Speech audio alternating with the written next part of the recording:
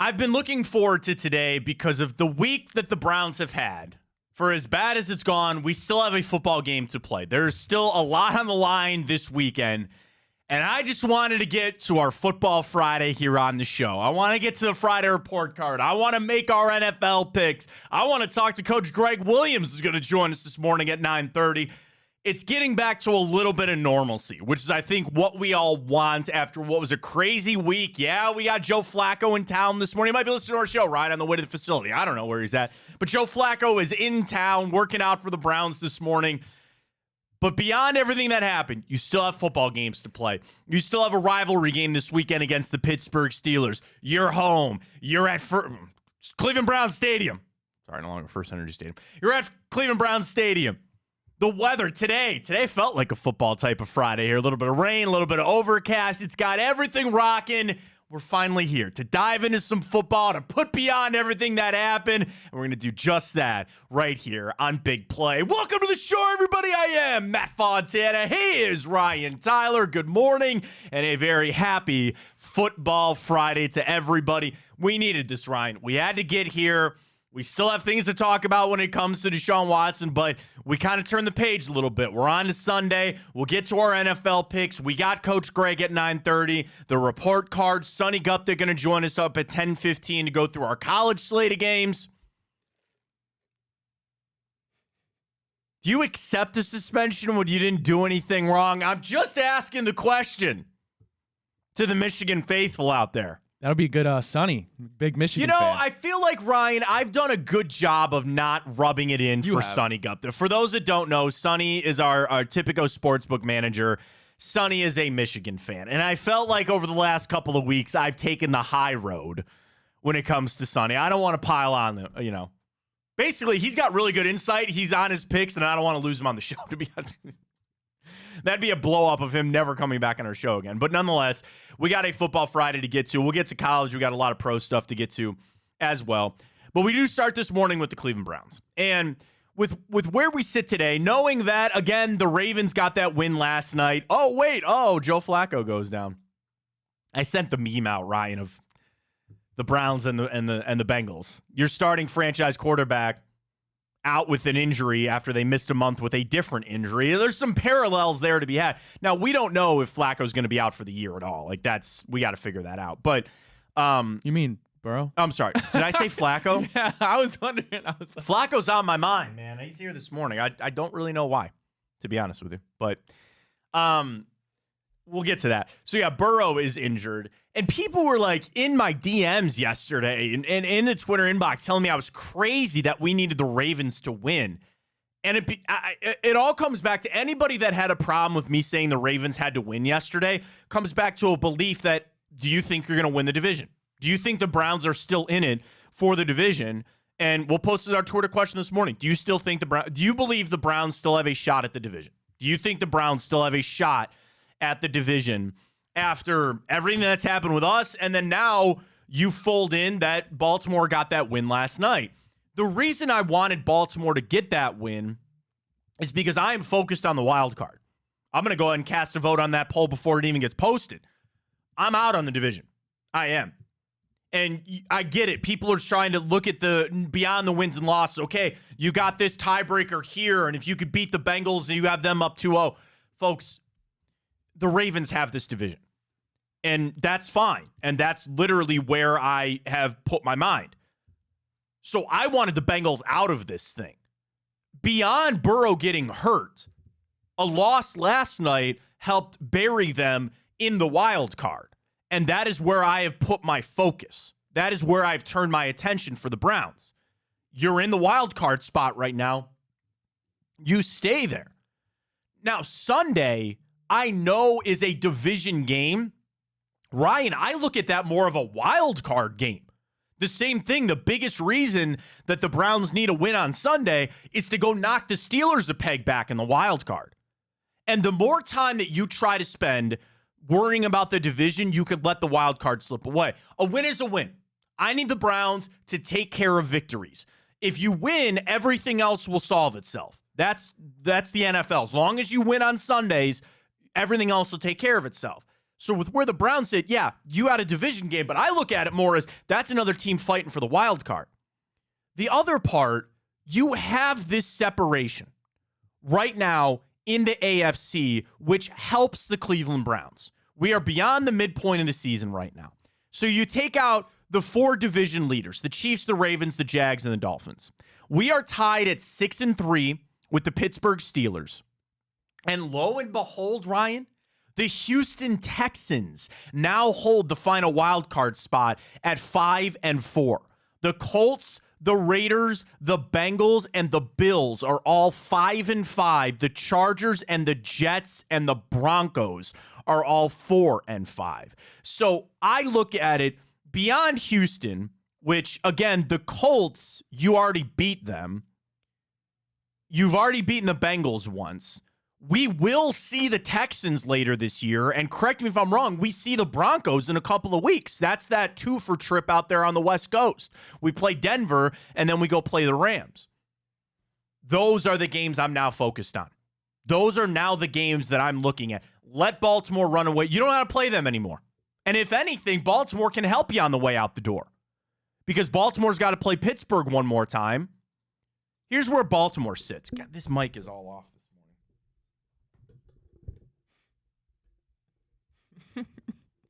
You okay, Matt? Yeah, we're a little flustered this morning. A little bit. Not as flustered as Wednesday morning, but nonetheless, we're good to go. All right, here's Baltimore. Baltimore on the way out. They play the Chargers Thanksgiving week next weekend. That would be a nice win for Baltimore to get to help us out. And then they only play the Steelers. Okay, so maybe they don't have very many games that would help us out on the way out the door. But nonetheless, I'm now focused on those teams in the wild card. And that is solely where my attention is. And again, you talk about this weekend, Pittsburgh's got the one up on you. Right now, the only tiebreaker between the Browns, or the only tiebreaker they have to go to, Pittsburgh already beat you. Now, you beat them this weekend, you're 1-1, and then it goes to some other tiebreakers. Sunday's game is massive. Sunday's game is so imperative, not just for the get back on track, prove to yourself that you can win without Deshaun Watson. And I can only imagine, as much as I feel relieved to get to Friday for a little normalcy, everybody in that building, same thing. The players, like, to get to practice, to be able to get out to this game on Sunday and be ready to go, to get back to some normalcy, but to prove it to themselves on Sunday against the Steelers, massively important. But the wild card, that's what's on the line for Sunday. I know we had grand ideas this season. I wanted the Browns to win the division this year. That's not going to happen.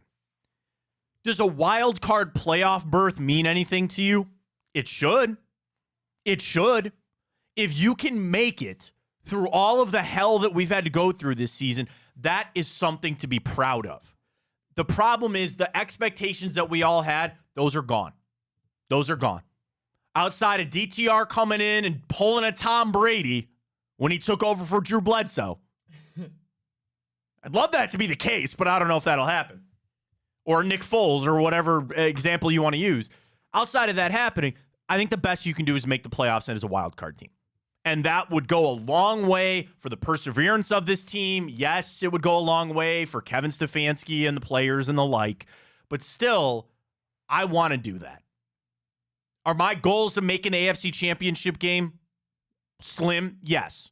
So I have recalibrated my expectations to say, I want to make the wild card. I want to make the playoffs. You're telling me you don't want to go to the playoffs and see just what happens? That's it. And our path right now, in my opinion, is the wild card. So to vote on our Twitter question this morning, do you believe the Browns still have a shot at the division? I don't. And that's fine.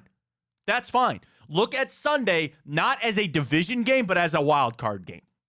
And if you can get a game up on Pittsburgh, sure. And I will start scoreboard watching. Houston this weekend. Cardinals. Could be a little bit of a dicey game. Colts are on their bye. The Raiders.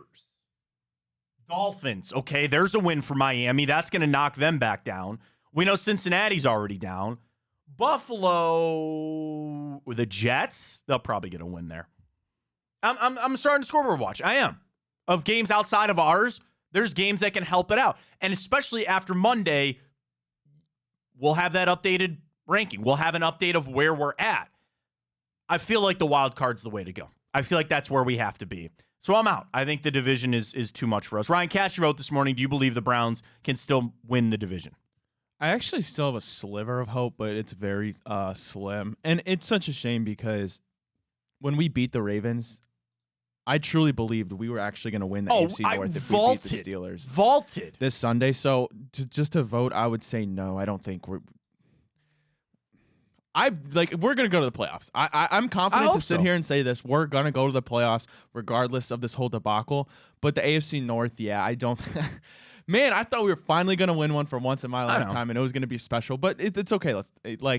Once in everybody's lifetime, we've never won the AFC North, Ryan. Yeah. Back in the day, AFC Central and all that kind of stuff, we've never won. We haven't won the division since '89, but in this current incarnation of the AFC North, you've never won it. Yeah, I don't think we're going to win it. I think we really have realistically no shot. But I'll take a wild card, Matt. I'll take a wild card. I will be ecstatic to have a wild card game. And, the crappy thing is it's not going to be a home game. You'll be on the road, but just make it. And I think that will go a long way for the future. As dark as it seems right now, you are setting the rest – I don't want to say the rest of the years of Deshaun Watson, but you are setting up next year and the year beyond. All that kind of stuff matters.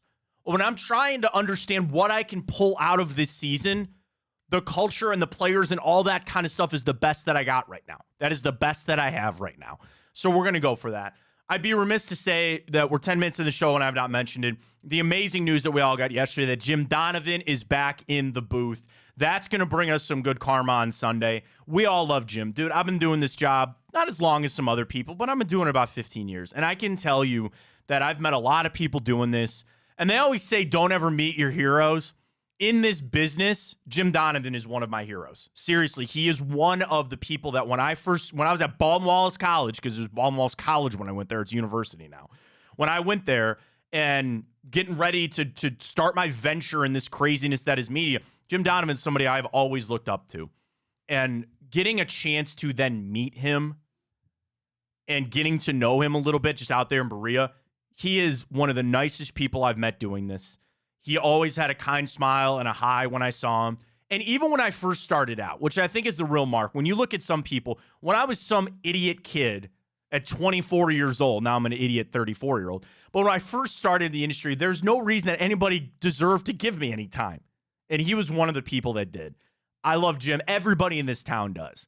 So his battle with leukemia, we're so happy that that is on a good track, and he's going to bring us some good karma on Sunday. So I wanted to send our well wishes out to Jim. He's the absolute best. We're so happy to have him back on the call on Sunday. So that's going to give us a little bit of juice for the game as well. And of course, Steelers, Browns, Donovan is back. It is the best. So well wishes to Jim, and we're so happy to have him back on the call on Sunday.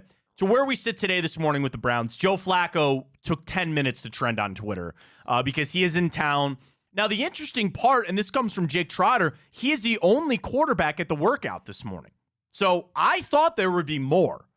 But for right now, it's just Flacco. What does that tell me? That he is probably their number one option. He was the most attainable because he was on the street, and they feel like he's their best option. So they bring him in for this workout. I'm assuming, what do you learn from a workout? I don't know. But they'll see if he's still got it, all the moves or whatever. They'll sign him to the practice squad. There's no need for them to put him on the active roster right now. So they'll sign him to the practice squad, and then you get your 4 standard elevations up to the active roster. I know you have a roster spot open with Watson, but there's no point. I mean, you can play this game for a little bit of keeping him on the practice squad. Do I think there will be other quarterbacks that come in? I don't know. I mean, I really thought there'd be a few of them. But there's a chance that in an hour or two, the Browns come out and they say, yeah, we've signed Joe Flacco. And there is just something there is something just so full circle about that, right? There is something so full circle about Joe Flacco coming back and potentially joining the Cleveland Browns. I'll tell you what, Matt. Time is a flat circle. It is. One thing I've learned. And hey, Joe Flacco, 10-1. I know. At Cleveland Browns Stadium. Now, again, he's not bringing Ed Reed and Ray Lewis with him. Okay, so don't forget that he's not bringing some of the players that he had on those Baltimore squads when he was beating up the Browns. Yeah, that Jets win last year. We all know that debacle. like, do you do this or am I crazy? That there are some players that you just feel like the gravity of the universe will bring them to your team. And I say this in hindsight. I don't know why. I always felt Jadeveon Clowney would find his way to the Cleveland Browns one day. I don't know why I ever felt that, and lo and behold, he did. By the way, balling his ass off over there for Baltimore. Where the hell was that last season? Oh, that's right. They were getting miles to the Hall of Fame. That's what he said on the way out the door. I don't know why. There was just, you just, like, players that come through, you just like, oh, yeah, they'll always make their way to Cleveland. I don't know why. You have a bold prediction right now? Who's the next player that you're thinking of? Could maybe be on the Browns? On the Browns? I don't know. That's a great question. I'd like it to be Mike Evans for some reason. That is out there. But, like, Flacco. That's one I would say I never thought. Like, and never in a million years would I think that I would see a Joe Flacco jersey for the Cleveland Browns. That's what they got to do. Would you, I don't even know how to do this, scale it for me on a Joe Flacco sign? Would that do it for you? Would a Joe Flacco signing do it for it? Relative. We know what's available. We know you can't go trade for Josh Allen. Relative on the available guys, does Joe Flacco do it for you? It's tough to say because, like, I haven't seen him play since, really. I've never watched him really since that Jets game. Honestly, though, at this point, looking at the quarterbacks that are available, right, what's the one thing you're looking for? You're going to get a vet that can control the game, that's smart, that's not going to turn the ball over, knock on wood. And I'm fine with it. I mean, like, what else are we gonna do? And if all else fails, it's a fun signing, I think. My biggest thing about this signing, and I think Flacco checks the box on this, a guy that can handle this situation. Like, if you went and got Trevor Siemian or David Blau off of a practice squad, I don't know if they're going to be able to quite come in, because no matter what, Flacco coming in, people are going to look and expect him to start, and they're going to expect him to play. And that is a really hard situation to be in. And I think I needed a veteran guy to just provide some calmness. Like, is Flacco got everything left that he had? No. Was he ever actually really that good? I don't think so. Like, Joe Flacco's not a Hall of Famer. He won a Super Bowl. He's not going to the Hall of Fame. This 2012 season is pretty special. I think was that 2012? I think so. I looked him up yesterday. I think he's made my biggest thing on the Hall of Fame is all pros, and he never made an all pro. When I think of Joe Flacco, I just always go back to that Denver game during that season when they somehow came back and won, and he threw that. I forget who caught it. Do you remember? You know what game I'm talking about, Matt? It was the Broncos game. I don't think it was the AFC Championship. I think it was the divisional round. But, like, they were down, and with, like, a couple minutes left, like, busted coverage down the right sideline. I think I remember what and they took the lead. And yeah, it was. I mean, I could just start throwing out Ravens receivers of a pass. I don't know if it was Derek Mason. Mike Wallace. Was he on the Ravens? He was a Steelers guy. I don't know if he ever made it for the Ravens, but. Because it wasn't Torrey Smith. Quadri Ishmael was already gone. Somebody in the comments got to help me out. Somebody help out. Somebody help out young Ryan over there. Ryan Tyler 33, or in the comments on YouTube, which I guess I feel bad. We don't read a lot. I mean, I have him up in my. You got him. All right, good. Pull him up. Matt Fontana show there on YouTube. Okay, to completely digress for a second too. Talking about all pros, because I saw somebody say that Russell Wilson was a first ballot Hall of Famer, because that's all coming out with him now, and I'm like, wait a minute here. Okay, he's got the rings. So does Flacco. He's got as many rings as him. He made 1 second-team All-Pro. Russell Wilson in his career made 1 second-team All-Pro. I think to be a Hall of Famer, you got to go at least a couple of All-Pro nominations there. He's a 9-time Pro Bowl. That doesn't mean anything to me. So I'm not saying Russell Wilson not a Hall of Famer, but for this first ballot crap, I don't know about that, but I digress for a second. I don't think Joe Flacco's a Hall of Famer. But him coming here just provides that little bit of calm. I guess calmness, really the word that I'm talking about is stability. It goes to the same thing you're talking about, Ryan. Just don't turn the football over and be that game manager. Now, this weekend for Dorian Thompson-Robinson, and I can't wait to talk to Coach Greg. 10 minutes, Coach Greg is going to join us, and my first question out of the gate is going to be about, well, not out of the gate, but DTR. I got to talk to him about DTR. Because I'm going to look at DTR this weekend, and I want to prevent him from doing too much. And that can happen to a lot of players, and that's something I think we need to guard against as a team. It would be easy for Myles Garrett and David Njoku and Amari Cooper and all these guys to start this game on Sunday and say, I got to do everything. I got to go out there and make this play. And that leads to penalties. That leads to mental mistakes when you feel like you got to do everything. So the same thing with DTR. Avoid the doing too much. You don't need to do everything, especially for DTR. Call up some short stuff, get some screens there. Getting the running game going Sunday will be vitally important for this game. Massively important. And you face a good front. All of those things are how you kind of safeguard for this game coming up on Sunday. I expect Flacco to be signed. I expect him to be here. We'll see. The other thing about Sunday is going to be the tackle situation. DeJuan Jones sounds like he's coming back.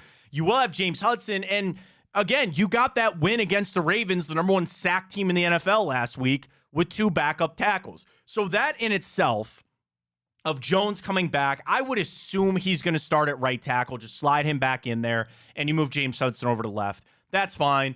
I think that'll give you a little bit of help. That's going to give you a little bit of a boost for Sunday's game. Other than that, injury, Denzel Ward spoke to the media. It sounds like he's going to play. So relative of missing Deshaun Watson, the Browns are going to be getting a little more healthier coming back into this game, which will really help. We got a lot more NFL to get to. We have a lot of Browns I want to get into with Coach Greg coming up, but we got to talk Harbaugh suspension, man. So this comes out yesterday that he has fully accepted his 3-game suspension. He's out for the Ohio State-Michigan game in 2 weeks. And I just think it's so funny to see the posturing that Michigan was doing. And we didn't do anything wrong. We'll just take this suspension and we'll move on. And it's twofold. It's they know what they did, and they know they deserved it. But also, is this a guarding against more discovery?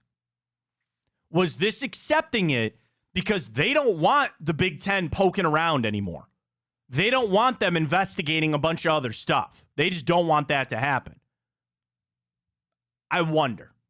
Now, for me, as I've navigated this whole thing, all I ever wanted it to be was over. I thought it was stupid. Michigan knows what they did. And I sit here kind of relieved. Now we can maybe not talk about this. The only thing you got to remember, the only thing that ended was the Big Ten investigation. The NCAA could still be like, all right, we're going to take a look at this. I don't think now, for right now, this is fine. Accept the 3-game suspension and let it play out from here. And once we get to the offseason, then maybe the NCAA will take a look. I'm fine with that. I truthfully am. It is just hilarious to see how Michigan handled this. And there's a point, I saw this a lot yesterday, it might have been from Adam Rittenberg, that Michigan probably was trying to posture up and hope that they could muscle the Big Ten out of this. And when they realized that that wasn't going to happen, they go, okay, well, we'll just take this and move on. But for them claiming all of this crap and is it Michigan versus everybody or Michigan against the world? What did they steal from us? Michigan versus everybody? Michigan versus everybody. Okay, yeah, fine. Good. Great job. Good job on their part. You don't really have much ground to stand on anymore when you basically admit you knew what happened. The funniest part of all of that in the statement was something along the lines of they maintain that Harbaugh didn't know anything. Like, they can get out of this still with that solace. Like, well, Harbaugh didn't know anything. Oh, my ass. There's no way. Let me find the statement. This morning, the university, Coach Harbaugh, and the Big Ten resolved their pending litigation. Stay away from pending litigation, Ryan. For the rest of your life, do everything you can to stay away from pending litigation. The conference agreed to close its investigation, and then Harbaugh and the university agreed to accept the 3-game suspension. He decided to accept the sanction to return the focus to our student athletes and their performance on the field. The conference has confirmed that it's not aware of any information suggesting Harbaugh's involvement in the allegations. So what they're going to go to sleep tonight or last night saying is Harbaugh still didn't know about it, but the Big Ten popped him for lack of institutional control. That's really what they're going for here. If that's what they wanted to accept it to try to keep Harbaugh I didn't know. I find that hard to believe. I really do, as we wake up this morning discussing about Jim Harbaugh accepting his 3-game suspension. I don't know, man. I kind of feel bad for Jim Harbaugh. I might send him an edible arrangement or something. Why? I'm just kidding. Oh, I thought you were some joke beyond the edible arrangement thing. I don't know. I was like, no. like that. Like poor James Harbaugh. Yeah. You've been sitting there, poor him, poor Michigan. They know what they did. But accepting of the at least accepting of the suspension, we can all move the hell on with it. So he's out. Will it really matter? We'll see.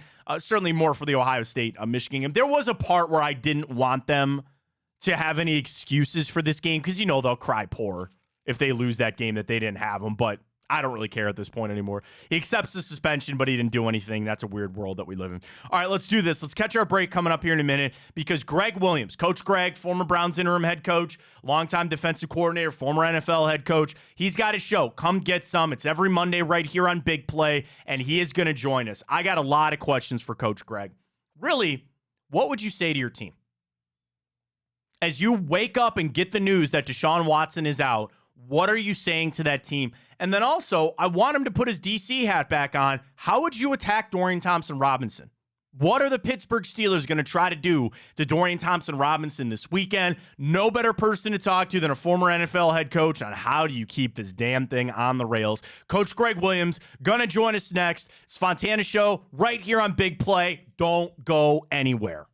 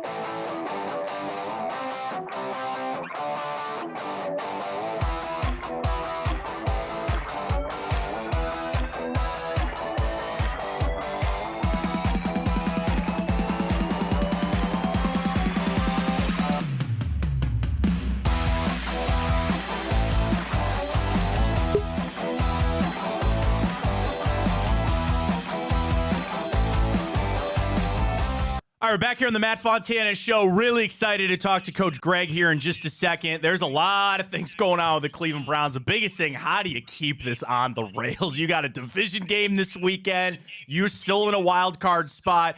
And we bring in Coach Greg Williams. Of course, you can watch Come Get Some every Monday night right here on Big Play. You guys are on Bally's. Coach, happy Football Friday, and we welcome you into the show. Appreciate your time.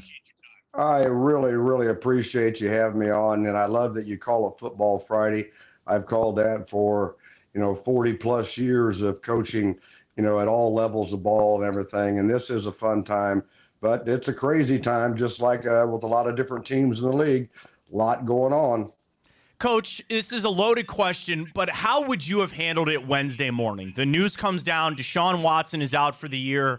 I'm sure of the 50 guys, the practice squad, everybody's hanging their heads. You stand up in front of the team. What are you saying? Well, I'm standing up in front of the team and saying it's now time for you all to stand up. Stand up and get ready to roll. It's not just about one position, even though we all know in the National Football League, that position is the most pivotal and toughest position and top position on the team. But there are 21 other guys on the field doing their jobs at different point in times. Now it's all time for us to step up. Each and every one of us can find a way to take it to another level. Each and every one of us as players and as coaches, okay? It's time for us to do what team says. We are a team, not just an individual group of players, and it's time to show up. Coach, is there a tough part of doing too much? You know, I mentioned this a little bit earlier in the show where there are guys that are perennial all-pros, right? Miles and Bitonio and all these guys. Is there a guard against, I need you to step up here, but also, just like you were saying, you don't need to do this all yourself. We're still that team. Oh, That's what coaches are for. That's what we're supposed to be doing to make sure we have vision, we have instincts, we have feel of seeing that take place. But it's about doing our own job, every single one of us. And there's tons of ways to win games.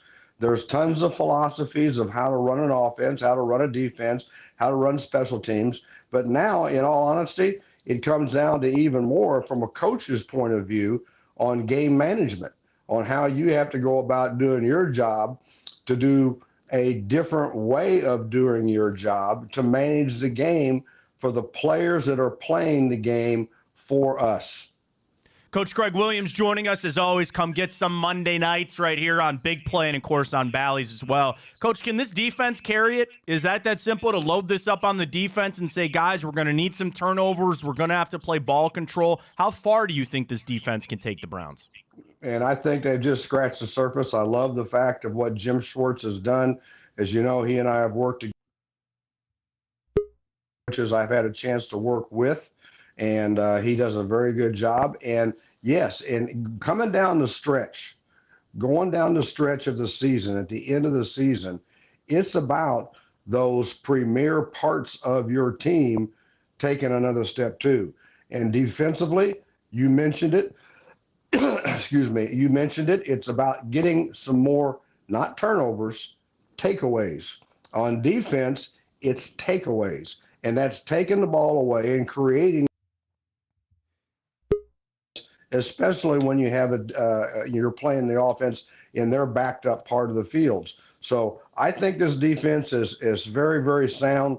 I think this defense has only scratched the surface on how good it can be, but the next step is getting more takeaways. Coach, I want you to put your DC hat back on for a second. How would you attack Dorian Thompson-Robinson? He's a rookie quarterback. We know he's got a lot of athletic skill. He can move around right there. I want to see kind of your thoughts on maybe what the Steelers are going to try to do to DTR on Sunday.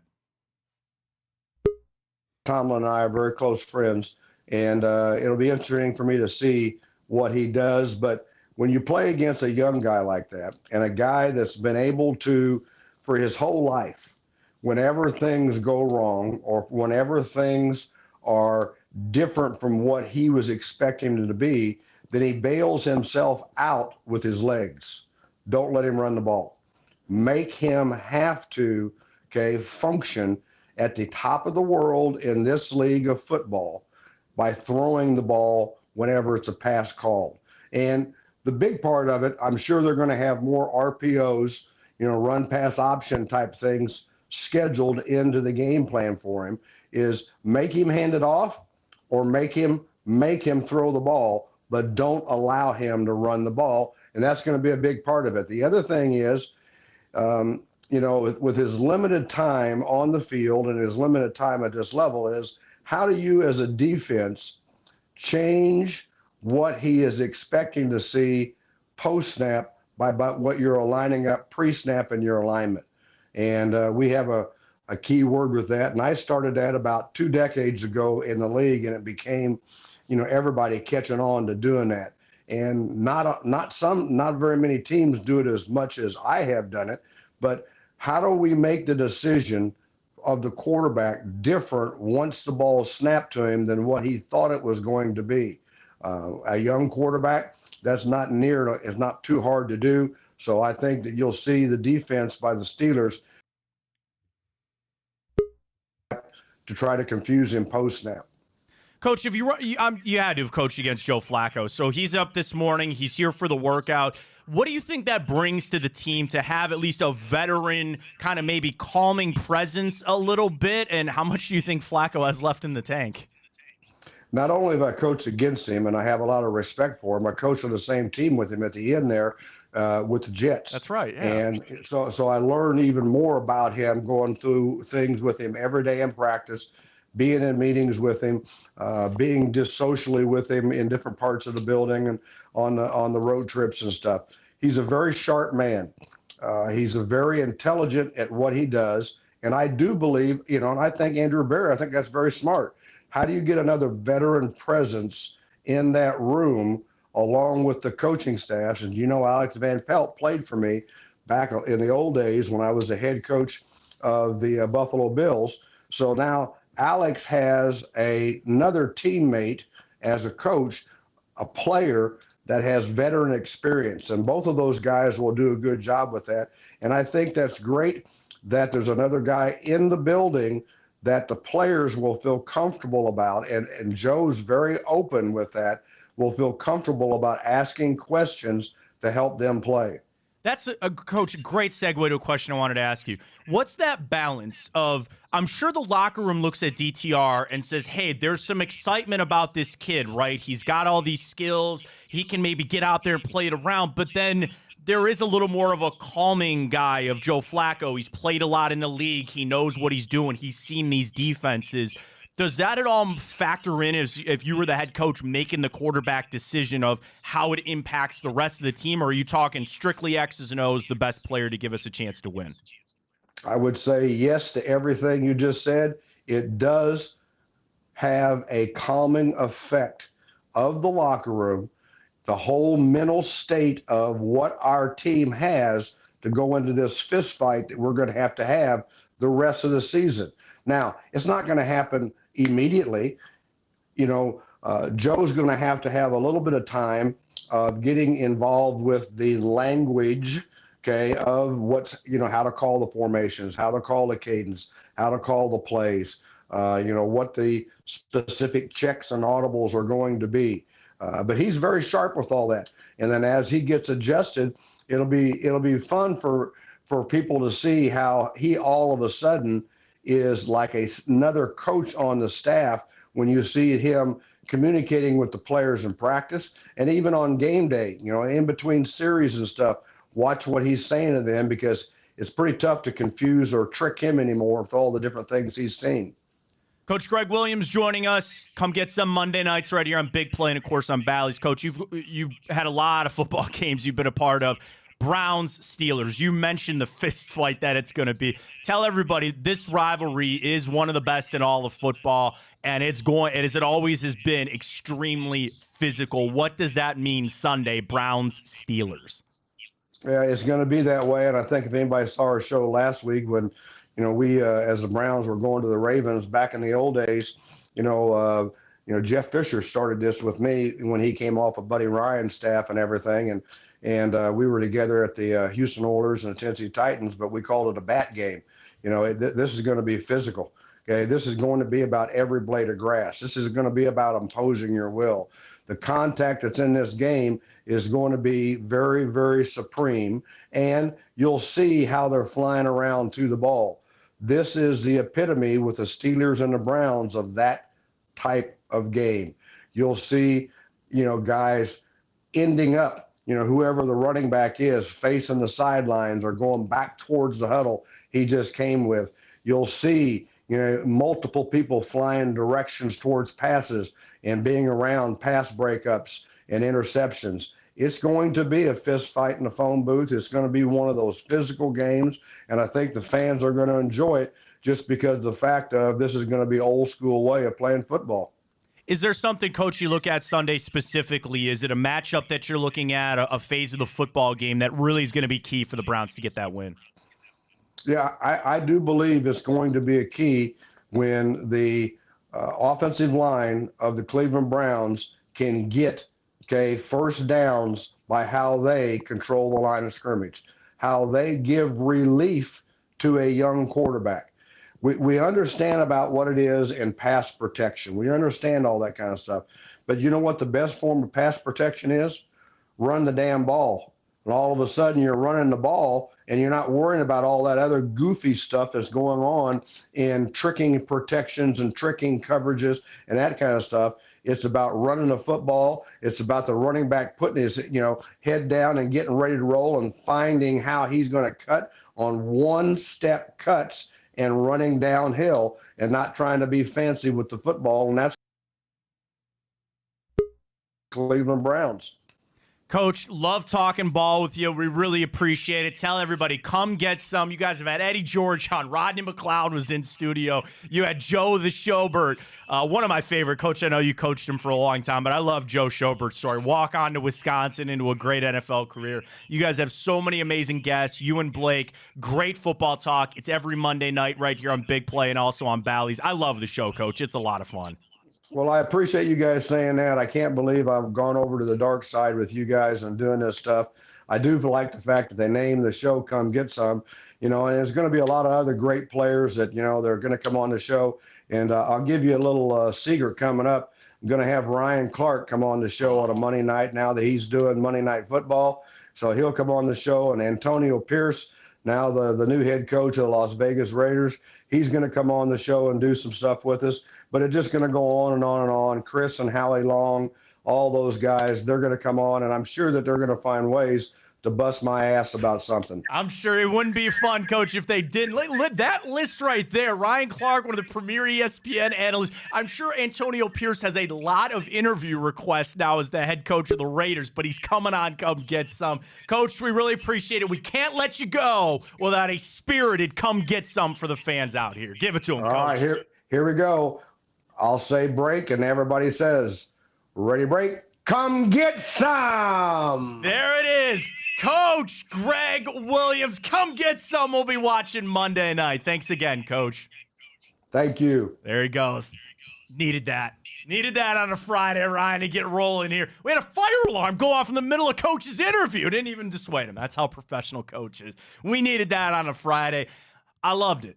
And we talked a lot about the quarterbacks. I was going to see how Coach felt as a head coach about the factor of the team. And he said straight up, that all factors in. Yeah, you got to play, but what that says to the rest of that locker room, if you're going to go with DTR or if you're going to bring in Joe Flacco, that's the stuff you can't miss. Dude, I'm blown away on that list that they have on Come Get Some coming up. Yeah, that was crazy. Ryan Clark. He started with some good guests, but I'm telling you, it's just getting better. That's impressive, and I'm excited to watch that because, like you said, it's a very good show. It's great. And one thing that's super interesting about it is it's a former coach, right? The stories, I can talk ball with Coach all day. The stories that he has on that show are just phenomenal. Yeah. So if you haven't seen it, go check it out. Come Get Some with Coach Greg and his son Blake.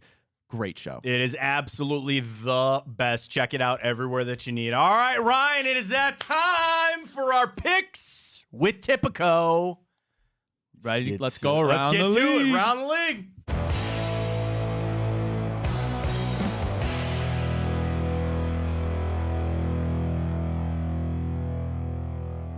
Let's get to our picks, as always, presented by our great friends at Tipico. Ryan should be pretty happy over there. I'm you excited, should be Matt. pretty happy. Great day for me. Get signed up. Tipico. Use that code BIGPLAY200. Folks, we have increased the new sign-up package for you, if you will. You download the app, Tipico, use the code BIGPLAY200. You deposit $50, get $200 in that bonus bets, and you can bet with us all season long. Please gamble responsibly. 1-800-GAMBLER. Terms and conditions are all on the website. Check it out there. But download the app, get those bonus bets, and play along with us all season long. Cavs are in action tonight. We'll get to our bets a little bit later on. We cashed there on Thursday Night Football. Ravens -3. And that's one of the things I love about Tipico. You've got the alternate spreads, and I tell you so much about all the boosts. And the boosts are savory in their own right. And really, the cool thing is, when you go to the Tipico app, signing in right now, you go right to the homepage, and they have an entire page of just all the boosts they got rolling right now. College football, NFL, college basketball, NHL. Dude, they got a Formula One boost for this weekend in Vegas, which that Vegas race is becoming a nightmare. But anyway, you're into Formula One. How about this? Both Ferrari cars to finish in the top 3. That is plus 700. That's Charles Leclerc and Carlos Sainz, I believe, are both the Ferrari guys. I know a little bit. I know racing. I'm more of a NASCAR guy. But you can go bet on NASCAR, or you can go bet on, well, NASCAR dumb, but you can go bet on Formula One. It's all in your Tipico app, folks. Download it. Use that code, BigPlay200. Ryan, give him another woo for you over there, because you deserve it, my young friend. I tell you what, Matt, I'm hot, and we talked about this pre-show. The reason is it's because I haven't been actually betting my Maybe picks. you need to start getting on that. We will see. Well, for the viewers who don't know, 1 week I actually decided to make my picks. I went a whopping 0 for 9. Here we are. Ryan comes in 9-2-1 last week. 9-3-1. We had 13 games last week. I gotta add up all your wins. 1, 2, 3, 4, 5, 6, 7, 8, 9. Ryan Tyler. No, it was not a loss. It was a win. You went 10-2-1 last week. What can I say, Matt? I'm just trying to make people some money this weekend. That is now the high mark of the season. I just want to make people some money this weekend, Matt. What can I say? I went 4-8-1, so a little bit of a twist there for us, but we both got a win last night. We both took the Ravens minus the 3. Let's run through the slate, and we start 1 o'clock up in Lambeau. Justin Herbert and a team that I have sworn off in the past. The LA Chargers at 4-5, traveling up to take on the Green Bay Packers 3-6. This line opened at 2.5 for the Chargers. It's up to 3. Public money is 75-25, 75% of it on the LA Chargers. They're trying to keep themselves in this playoff hunt. They lost to Detroit on a last-minute field goal. That ended a 2-game win streak for the Chargers. For the Packers, they beat the Rams a couple of weeks ago, but you watched that Pittsburgh game where I thought Pittsburgh didn't play all that well, and Green Bay somehow just played a little bit worse. We come into this game. The Chargers, though, this is historic. I know it's a lot of Phillip Rivers and Aaron Rodgers in this, but they don't play Green Bay well. Chargers are only 2-6 against the spread their last 8 games against the Packers, and they're only 1-7 straight up in their last 8 games in Green Bay.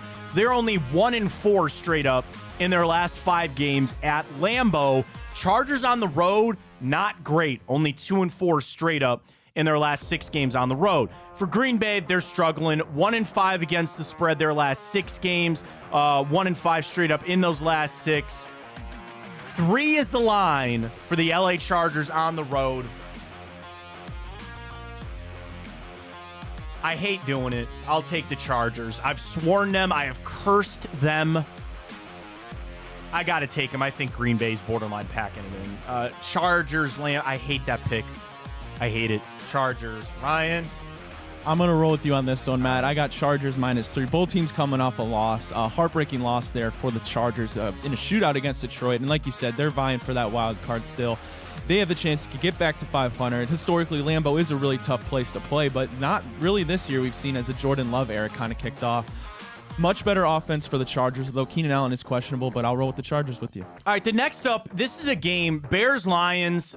This is a 7.5-point spread. Ryan, I was doing it this morning, so we are going to pick 12 games on our slate this weekend. We don't do the Browns, and obviously already, Thursday Night Football is already done. But of the 12 games, like 6 of them or 7 of them have a spread of 7 or greater. Like, we have one really epic game on Monday night, which we'll do on Monday. You got a lot of big spreads this weekend. Now, with all that being said, what does that mean? Sometimes big spreads, you can get some money. This is a 7.5-point spread on the side of the Detroit Lions. They are at home in this game. And, of course, it stayed that way all week. 73-27 public money on the side of the Detroit Lions. They're at home. I look at this game, Ryan, because I'm really interested to see Detroit. They're 7-2. They're coming off that big win against the Chargers. The Bears are going to get Justin Fields back in this game. The easy slam here is Detroit. I think I got to take them, right? I think I got to take Detroit. Yeah, Matt, I'm going to roll with you in this. Home field advantage. Detroit, much better team. And of all the backdoor cover games that we'll get to, this is kind of one that I think kind of stinks to me a little bit. Yeah, Detroit, obviously 7-2. They're in the driver's seat for their division. And coming off that great win against the Chargers, this is a game as a Detroit fan, you want to see them not play down to their competition's level. Keep that momentum going as they're getting geared to go for that postseason push. I believe Detroit is by far, obviously, the superior team. I'm going to go with Detroit on this one. Chicago 4-3-1 against the spread their last 18 games. They're only 1-4 against the spread their last 5 games against Detroit. But Chicago is 7-3 straight up in their last 10 against the Lions. Now that's flipped because that was the long time when the Lions were really bad. Chicago is 1-8 straight up on their last 8 games on the road. You flip it over for Detroit. They're 6-1 against the spread their last 7 games. They are 8-1 against the spread their last 9 games at home. So we are going to ride the Lions here as we roll on. Next up, Titans AFC South battle as they travel to take on the Jacksonville Jaguars, yet another team that I have sworn off and don't want to bet anymore, but yet here we are. This is about 75-25. 75% of the public money is on Jacksonville. This line opened at 5. I've got it all the way up to 6.5 or 7 on the side of Jacksonville, who is at home in this one. For the Titans, they come into this game losing 4 out of their last 5, including a pretty bad loss to Tampa Bay. I think Will Levis has probably come down to earth a little bit. You flip it over for Jacksonville, and their loss to San Francisco, again, it's San Francisco, that ended a 5-game win streak. But here's the thing, Ryan. They looked outclassed in that San Francisco game. They lost 34-3. And then did you see what Doug Peterson said this week about Trevor Lawrence? He said the offense goes as Trevor Lawrence's health goes. Is he hurt? What is that? I know he was hurt. Remember that Saints game? It was that game-time decision. That was a weird statement to make. Now, Travis Etienne got brought back down to earth a little bit. They still have Christian Kirk. Now with the Zay Jones stuff, he's kind of out. I question some things there with Jacksonville. I don't know if I like this at 7, but let's see. Tennessee's 1-4 against the spread their last 5 games, but they are 4-1 against the spread their last 5 games against Jacksonville and 9-3 in their last 12 against the Jags. Jags come in 5-1 against the spread their last 6 games. They're 7-3 straight up their last 10 games at home. I'll let you go first here. 7, Jacksonville, Tennessee. Kind of stinky, Ryan. It is a stinky game, Matt, and it's a division game, so it's going to be pretty testy. It is in Jacksonville again. Correct. However, Trevor Lawrence has been struggling, that's for sure. Jacksonville's another one of those teams that's hard to gauge. They had that 5-game win streak. They're sitting at 6-3, pretty good. But they haven't really played all that well, and especially last week we saw them get decimated. However, I'm going to roll with the Jags in good faith to have a bounce-back game. Tennessee really has nothing going for him outside of Derrick Henry. Ryan Tannehill is not very good, although Will Levis, he's coming, and he's kind of gave him a little bit of momentum, but I don't think enough to go into Jacksonville and beat them, so I'll roll with Jacksonville. I'll take Tennessee. Something about it stinks. I'll take Tennessee. Next up, another 1 o'clock kick. This is down at Hard Rock Stadium. The Miami Dolphins, fresh off their bye and their trip to Germany against Kansas City, they entertain Aiden O'Connell and the resurgence Las Vegas Raiders. Miami 6-3. Raiders coming in at 5-5. This line opened at 7.5. It is all the way to 13. And 91% of the public money is on the Miami Dolphins to get a cover. I don't like that, because Vegas didn't build all those nice, big, fancy buildings out there by not taking advantage of some people. Vegas has won 2 straight, of course, under Antonio Pierce. The question is who they beat, the 2 New York teams that are not great. You flip it over for Miami. As we mentioned, that Germany trip, they lost to Kansas City. But here's the thing, they're streaky. They win 3 straight to start. They lose to Buffalo. Then they lose or win 2. Then they lose to Philly. They win 1. They lose 1. Here's the crazy thing. There are only 3 losses on the year to Buffalo, which is a little shocking, and then to Philly and Kansas City. We know Miami is one of the best teams in football. They're at home. They're out of the bye. This is tough. Vegas is 4-2 against the spread their last 6 games, but they are only 1-6-1 against the spread their last 9 games against the Miami Dolphins. For the Dolphins, they're coming in hot, 9-3 against the spread their last 12 games, and they are 5-0 against the spread their last 5 home games. I'll take the Dolphins in this one. It's a big number, but I'll take Miami. Yeah, 13 is a giant spread in the NFL. However, this is the first road test for the new Antonio Pierce-led Raiders. We know Miami's deal. They like to pick on the bottom feeders of the team, although the Raiders are 5-5. I expect Miami to bounce back, pick on a rookie quarterback at home. Big number, but I'll take the Dolphins to cover as well. This is a really interesting one as the Giants make the short trip down to outside D.C. to take on the Washington Commanders. This is a big 9-point spread for Sam Howell and the crew at home at FedEx Field. Opened at 6.5. It's to 9. But the interesting thing is, Ryan, public money's on the side of the Giants, about 65-35 on the side of the New York Giants. Now, we know that they have been decimated by injuries. I think Tommy DeVito's going to have to start again, is he not? There's a lot going on. But the Commanders are another team that I don't know if I'm really buying what they're selling either. Washington coming into this game, they've lost 3 out of their last 4. Now, they were competitive against Philly. They were competitive against Seattle. Well, we'll see. Again, the Giants have been an absolute train wreck. On our trends for this game, I will start with the Giants. They're only 1-7 straight up in their last 8. They're only 2-8-1 against the spread their last 11 games. But how about this against the Washington Commanders? The Giants are 5-1 against the spread their last 6 games against Washington, and 7-2-1 straight up in their last 10 games against the Commanders. The Giants have covered the last 5 games that they have played at FedEx Field against Washington. You flip it over for the Commanders, only 2-6 straight up in their last 8. I'm actually really confident in taking the Giants in this one, Ryan. I don't think the Commanders have anything going for them right now. Yeah, you never want to bet a Washington spread that's really above 3. That's a tough thing to do. They are at home, and the Giants are struggling mightily. This game is another stinky one, Matt, and I'm kind of conflicted. I'm not sure. I'm going to roll with the Giants as well. Okay. That's a big... Here's my thing. On big numbers like that, I ask Miami to cover, and I feel like they can't. I don't know if I can ask the Commanders to win by double digits. Trying to speak it into existence there, Ryan. Another 1 o'clock kick down at Bank of America Stadium. The Carolina Panthers at 1-8, welcoming in the Dallas Cowboys. This is a 10.5-point spread. It opened at 8.5, so it's up just a little bit, mostly because 72% of the public money is over there on the Dallas Cowboys. Dallas coming off a throttling of the New York Giants last week. Carolina, they've started to play better. They got that win against Houston. They didn't really play all that well against Indy, and then they got a tough luck loss. Was that prime time against Chicago? Am I missing Thursday night football? So we'll see how that goes. So the mini bye there a little bit for Carolina. It is on the road. Dallas coming in 6-3 against the spread their last 9 games.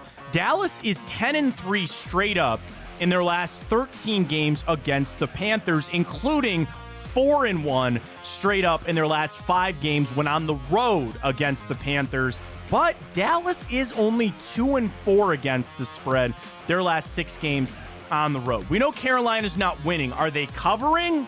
Not really. They're only 2-5 against the spread their last 7 games. And again, they don't play Dallas all that well at home. It's 10.5 for the Cowboys on the road. Ryan, I'll let you go first on this one. Yeah, so the Cowboys are just a night and day team versus when they're home and on the road. They put up some less points when they're on the road. They're in Carolina, although Carolina is by far, I think, the worst team in the league right now. It's going to be a tough one, but I can't sit here in good faith and say that I don't think the Panthers are going to get blown out. So that being said, I'll take Dak and the Cowboys to cover that. I'll take Dallas, too. I feel like they're maybe trying to turn their tide a little bit down there, a little bit of Mo there for Dak. I'm with you. A lot of big spreads, which is it's just always so hard for this, but we shall see. An interesting matchup here. Kyler Murray is back. The Arizona Cardinals making the trip over there to take on the Houston Texans. And your gut would say only a 5-point spread here for the Houston Texans against the Arizona Cardinals. You're always saying, well, wait, what? Look what Houston's doing. But do you trust them to cover? This opened as a 2.5-point spread. It's now to 5. And the public money is actually on the side of the Arizona Cardinals, 65-35 on the side of Kyler Murray and the crew. Of course, Kyler coming back from his first game. And, dude, they beat the Falcons. The Falcons blow, okay? The Falcons suck. Arizona got a 25-23 win last week in their first game back. Houston, 2-game win streak, of course, that big shock over Cincinnati. They got a nice win against Tampa. I guess the biggest question, and maybe why this is only 5 and people are really riding on the cards here, do you expect a giant letdown game here from Houston? You got a huge win over Cincinnati. You're back home. Do you feel like a letdown game is coming? Arizona's only 2-5 against the spread their last 7 games. They are 0-8 straight up in their last 8 games on the road. You flip it over for Houston. They are 5-2 against the spread their last 7 games. But they are not getting it done at home.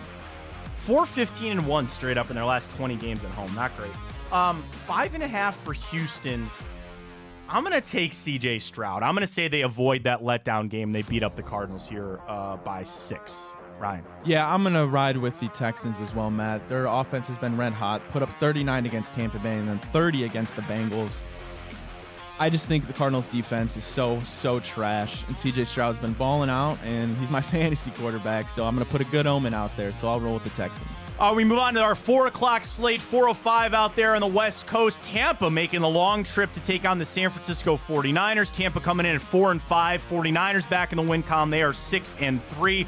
This is a 10.5. Actually, I'm sorry. I have it at 12. You can get it at 11.5. It opened at 10.5.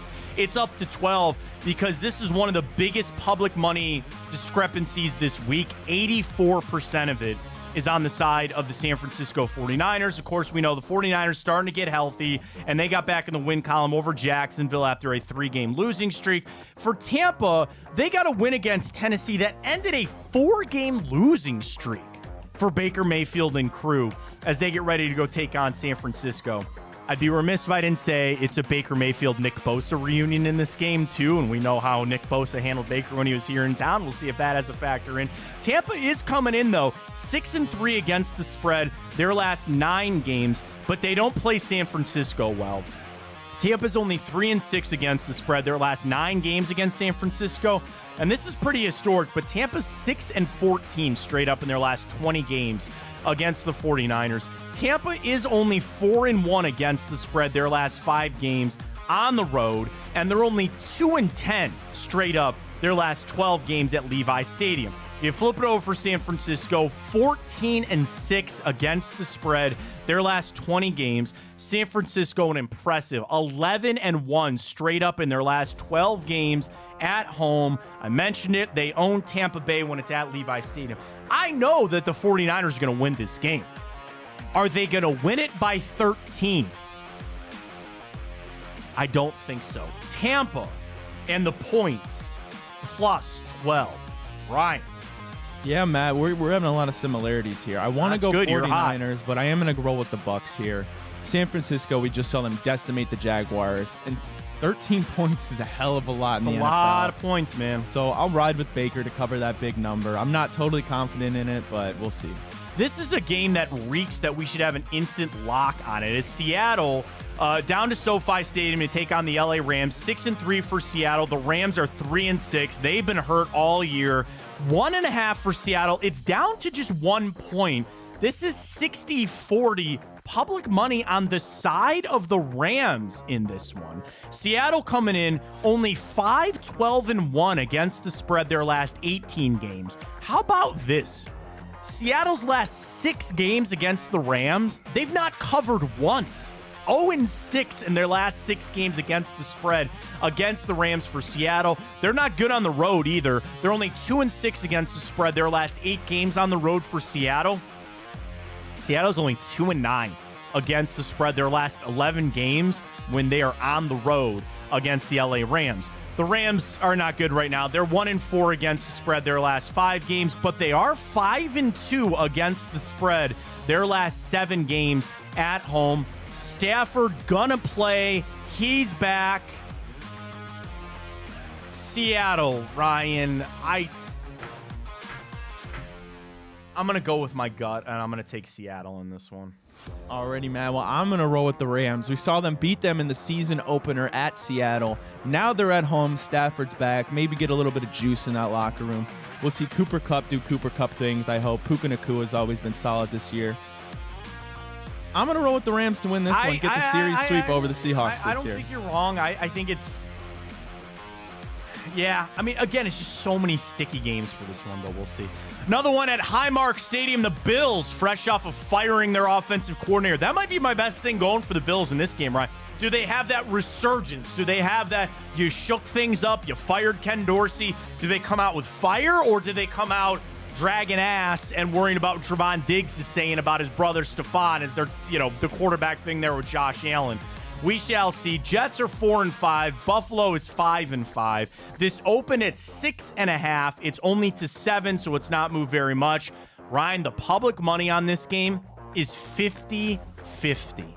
Straight down the middle on that 7 between Buffalo and the Jets. Coming into this game, we start with the Jets. They lost 2 straight to the Raiders and the Chargers after winning 3 straight. So really, you got to ask yourself, is the magic run out for the Jets? Now, Buffalo, they've lost 3 out of their last 4. A shocking loss on Monday night to Denver. They lost to Cincinnati. They beat Tampa, and then it really all started going bad when they lost to New England a little while ago. 7 is the spread. Let's get to the trends here. I will start with the Jets. I'll start with the negative. They're only 4-11 straight up in their last 15 games.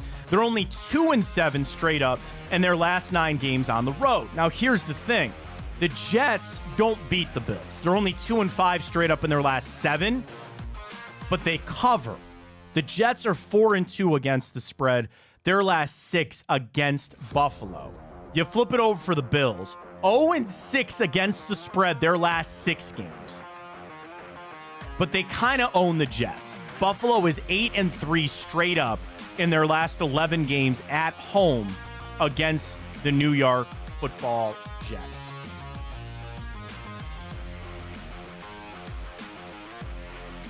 I got a gut feeling. I want to see if it matches yours. Go ahead. All right, both teams trying to avoid a 3-game skid. Buffalo is home. It's going to be tough, as it always is, a divisional game. Josh Allen's been turning the ball over like crazy lately, and the Jets do have a premier defense. It's a shame it's kind of going to waste. I want to trust Josh Allen to cover this, but I just can't. I'm going to roll with the Jets. I was going to take the Jets too, but for the essence of the show, I will take Buffalo. This is a game I could really go either way, so I was honestly going to let you make a pick, and I'll take the opposite one there. So I will take Buffalo. Final one, Sunday Night Football. Could be a good game. The Minnesota Vikings traveling to take on a bit of the resurgence Buffalo Bills. Denver Broncos. What am I saying? Buffalo. Denver Broncos. This one close on the public money. It opened as a 2.5-point favorite for Denver. It has stayed there all week. 55-45, leaning towards the Minnesota Vikings. Ryan, you know me and the guaranteed locks, and this is one of my guaranteed locks of the week. Before I even give you the trends, Justin Jefferson returning, sure. This is Denver all day. This is Denver. I'm waiting for the magic of Minnesota, the Minnesota Miracle Man. No, that was Gordon Bombay. I'm waiting for the magic to run out here a little bit on the Minnesota Vikings, and they could keep proving me wrong, and they could keep saying, no, we got this. I actually think Denver's really starting to figure some things out here. They're at home. It's the custom 2.5, so I'm going to also take the home team in this one in Denver. Minnesota riding an improbable 5-game win streak. Denver on a 3-game win streak of their own. come in. Minnesota's covered in all 5 of those wins. 5-0 against the spread their last 5 games. They are 5-0-1 against the spread their last 6 games on the road. Now, again, this is a historical one. Minnesota's only 2-4 straight up in their last 6 games against the Denver Broncos. You flip it over for the Broncos. 2-4 against the spread their last 6 games at home. But I'm taking Denver. I just got a feeling here that Russell Wilson's starting to figure it out. It makes me cringe to say that. I hate that. But I'm going to take Denver in this game. I think they'll get that cover and the win. Ryan. Yeah, it'll be interesting as we see Minnesota on this crazy 5-game win streak. We're going to see him in prime time. The real first time we're going to see Josh Dobbs on the Vikings in prime time. I expect maybe a little bit of nerves, and we all know that Mile High is one of the hardest places to play in the NFL. Broncos are hot. Sean Payton seems to get things turned around, and the Denver's defense has really been balling out. Customary home favorite. I'll roll with you on that, Matt. All right, Denver it is. Let's catch a break. We'll tell you about Tipico because when we return, Sonny Gupta, sportsbook manager for our friends at Tipico. He's going to join us. We'll run through some of the pro slate games, but we really turn our attention to college as well. Some big matchups there. We'll get all the insight that you need. Sonny Gupta, sportsbook manager for Tipico. He'll join us next. Get signed up with Tipico using that code BIGPLAY200 now. Sonny comes your way next.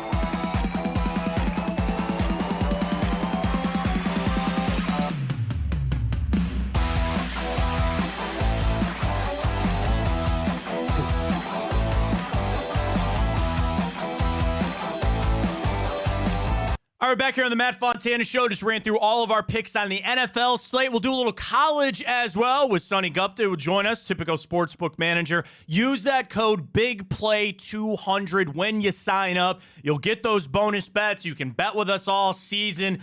Sonny, I wouldn't throw Formula One at you, but I saw a boost on Tipico this morning for some Formula One action out there in Vegas.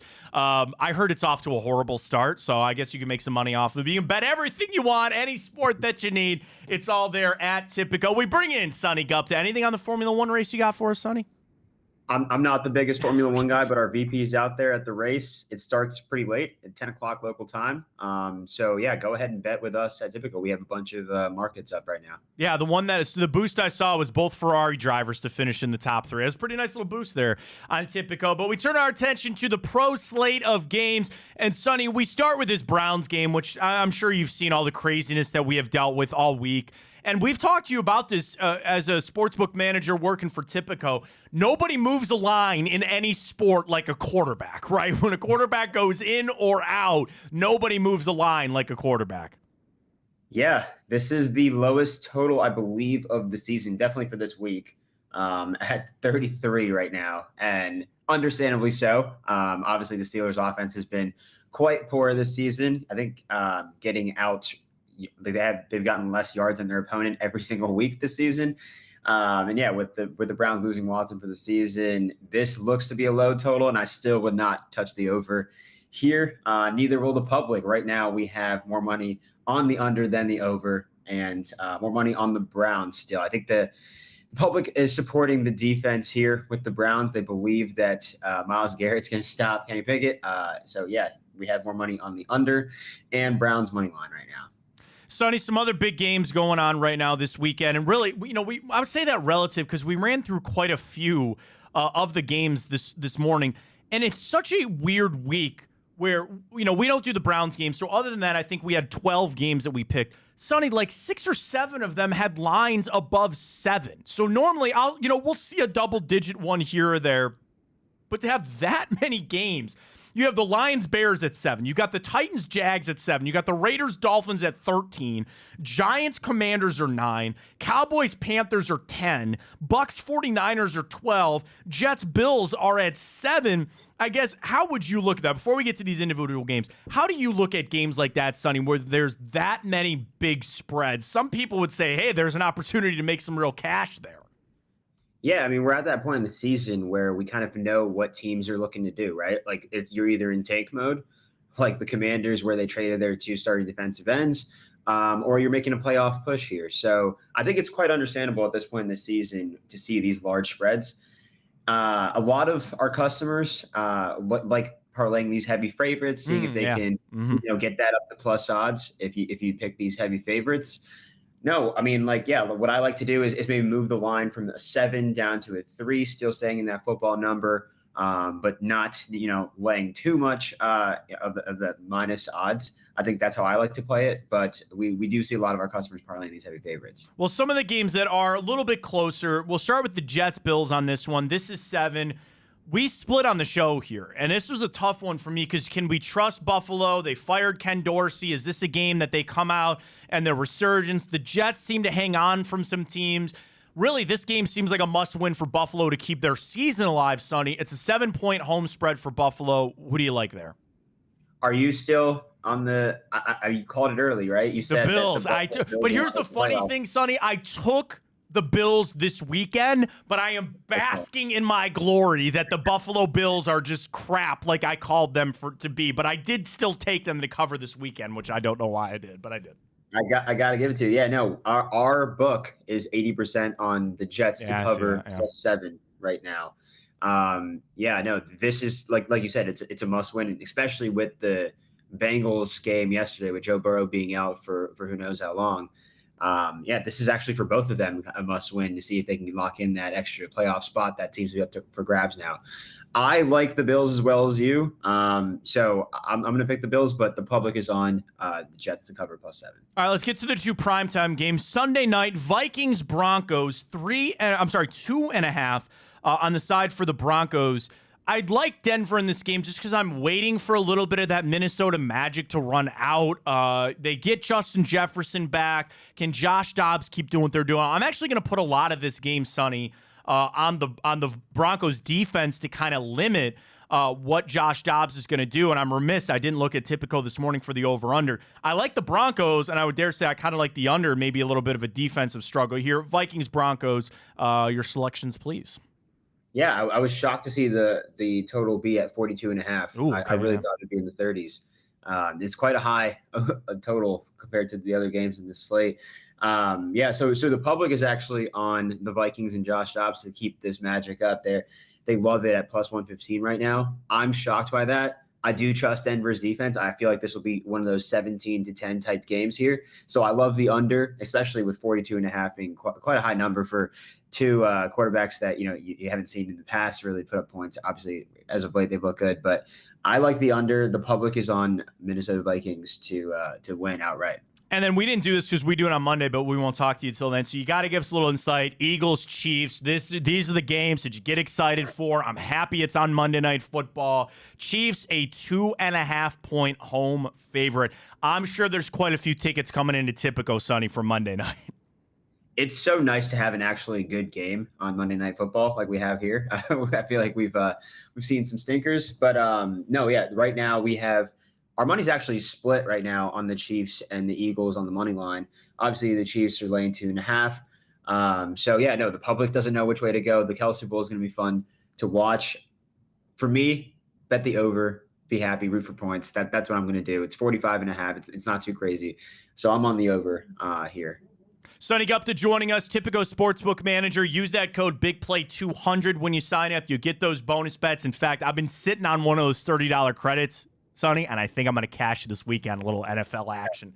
Am I wrong? Dude, honestly, no joke. I don't know if you see it on camera. I just put a giant parlay in because you talked about it of just all the favorites. And it's not money line. And I got it to plus 600 on some really big favorites. And I'll go ahead and throw that $30 my bonus bet right there on it. You like it, right, Sonny? Please tell me you do. There we go. Yeah, parlay these favorites.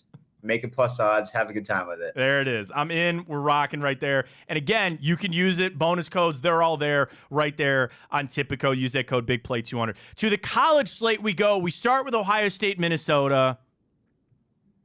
We'll talk Michigan in a second, Sonny. Ohio State, Minnesota. It's kind of a weird, wonky time for the Buckeyes as they take on the Golden Gophers. Also a spread that Ohio State is a team that I look at and I just question so much on, like, they're a team that every week I expect them to have 30-point spreads like they do here at 27.5. But I never feel confident that they can actually cover. Like, I feel confident that they deserve 30-point spreads, but I feel like they never cover. It's Minnesota, Ohio State. It's in Columbus, 4 o'clock kick, 27.5. What do you like about that game? Okay, so yes, I do like Ohio State to cover the spread. I know 27.5 seems like a big number. Like you said, it should be a big number. And by the way, no one's a bigger Ohio State fan than me until we play them, because I want them to be as good as possible Fair until enough. Michigan beats them next Saturday. So, yes, I'm also rooting for Ohio State. And do that without What John. I think is very interesting, though, take a look at the futures. Right now, Marvin Harrison's plus 520 for the Heisman. I think Ohio State is going to feed him the ball over and over again. Right now, his receiving yards over under is at 103.5 on Typico. I love hammering that over. I think they're going to feed him. I think they want him to get the stats because I think they want him to get the Heisman. So, yes, I think Ohio State's going to cover, but more importantly, I'm taking that over on his receiving yards. We are very proud on this show, Ryan, because Ryan and I, Sonny, on Typico, we got Harrison. I got him a month ago on Typico on Hugh, and it's just rocketed out up. And I agree. I don't know if I might cash it out. Like, I don't know if he's actually going to get it done, but I'll let him boost it a little this week and kind of see where we play out from there. To your Michigan Wolverines. What'd you think of it? Listen, Sonny, I said I was happy that this is finally over. He accepts the suspension. We can kind of move on, but you got your Michigan stuff on. What did you think of the Harbaugh suspension there? And let me ask you this from a sportsbook standpoint too. Does Harbaugh being suspended, did that change your guys' lines at all for this weekend or this past weekend? Yeah, I saw the Ohio State-Michigan matchup go down to it went down by a point. Okay. We were at 6.5, now it's 5.5. It didn't change. We're still the outright favorite to win the Natty right now. So I guess, with Georgia's schedule, they still have to play Bama. It didn't really change that. Look, it's Michigan versus everybody. We're America's team. It was a crazy suspension from the get-go. Like, how do you suspend Harbaugh on Friday afternoon before the biggest game of the season thus far? That was crazy by the Big Ten commissioner. This has been a witch hunt from the beginning. There has been no proof, no evidence laid down. It's insane that they levied the suspension. But look, we got Sharon Moore. We are the best team in the country, and we're going to continue to win. He's going to be back for the playoff, so we're good. This is ridiculous, but it is what it is. At least it's over now. Fair enough. There you go. 19 against those Terrapins. Maryland, I've always kind of waited for Mike Locksley to turn that team around a little bit. They're 6-4. It's 19. I think the same thing as I thought for Michigan Penn State. The Wolverines are out to prove a lot, and now that they have a game under their belt without Harbaugh, which I agree, that was kind of weird that they did it the way they did. So now they know all week he's not going to be. I think Sharon Moore is going to have an easier time to kind of figure out how to call plays and also be the head coach. I really expect Michigan to put up a lot of points against the Terrapins. You like them minus that 19?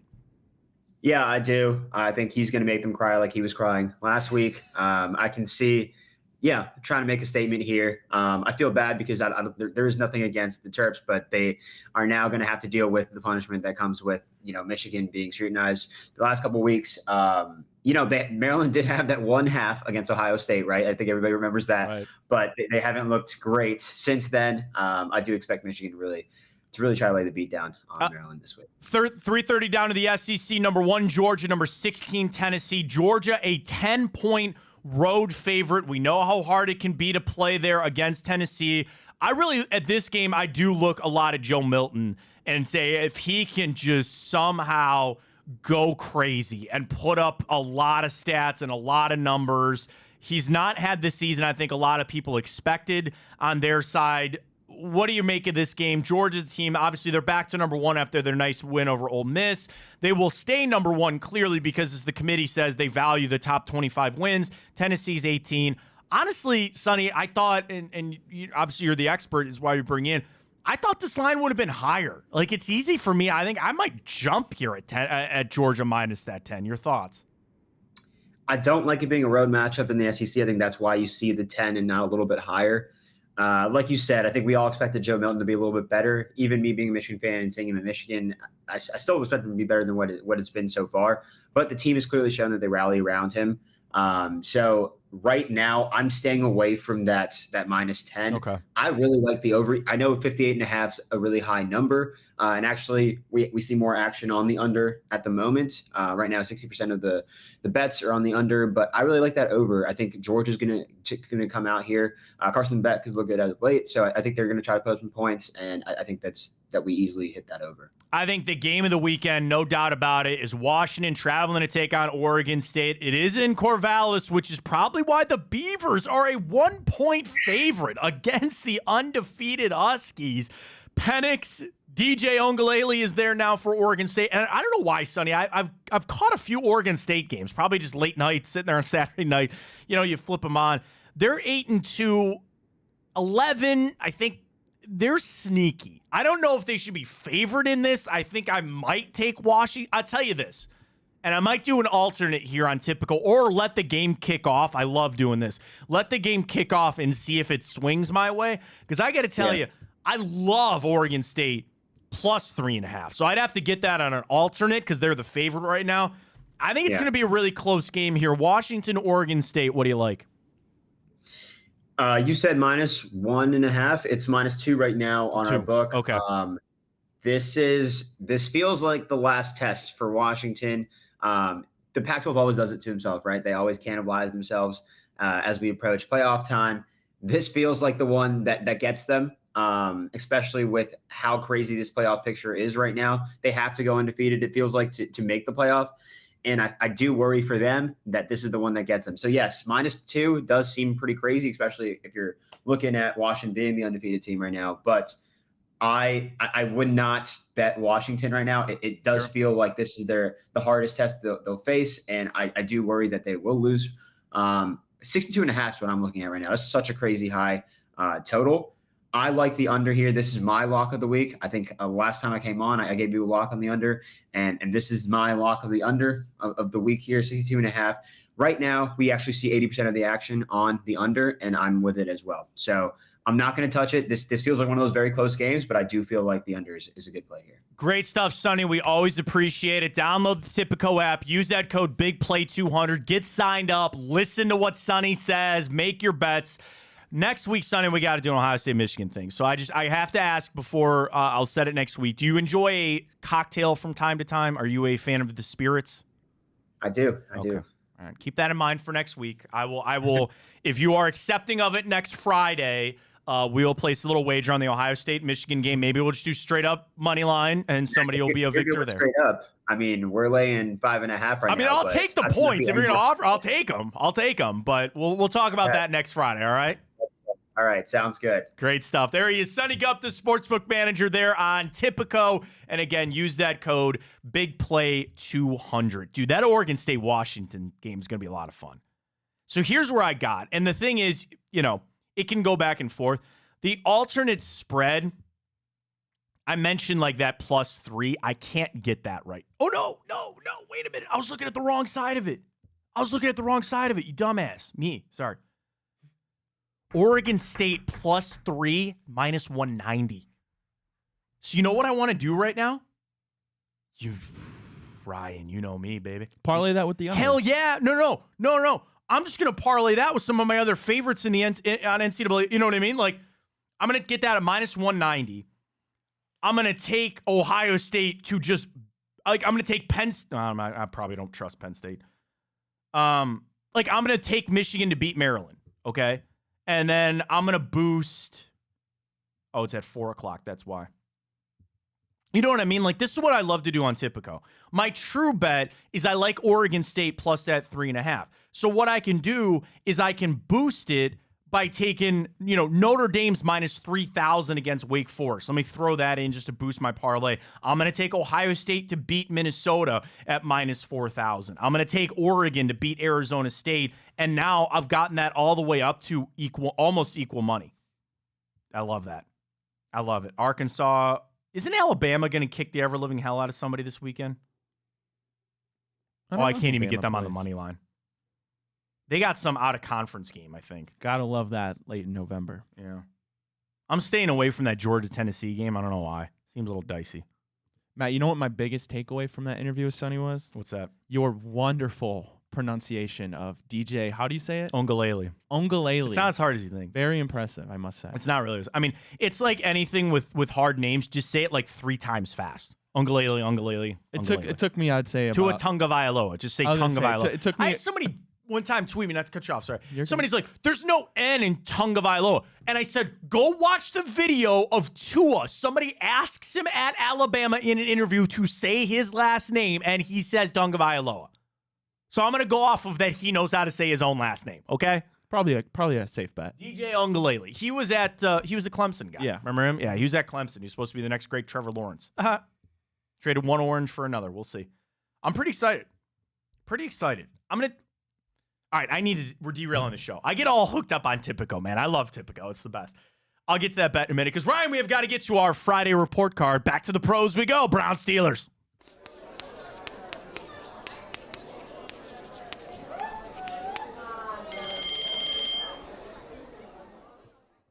Let's do it. All right, we start, as we always do, with the quarterbacks.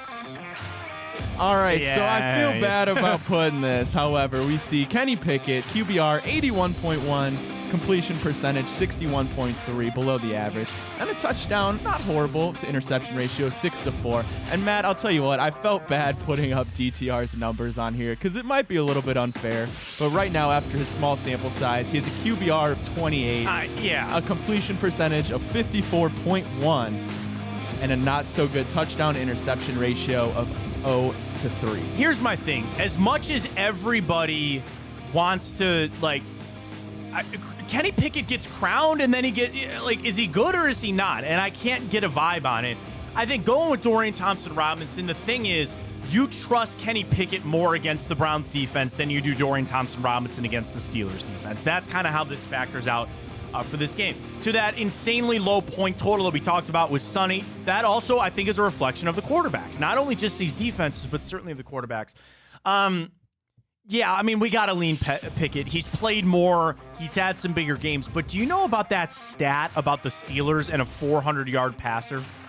You're not? Hang on. Let me Google it here. We've been, not behind the curve, we've been dealing with internet problems all morning. But. Yeah, the one thing I'll say about Kenny Pickett, and I've been saying this for a while, I realized when he kind of had a great second half of the year last year. He's the kind of quarterback. He's just, I think, has a very limited ceiling. Yeah, he's.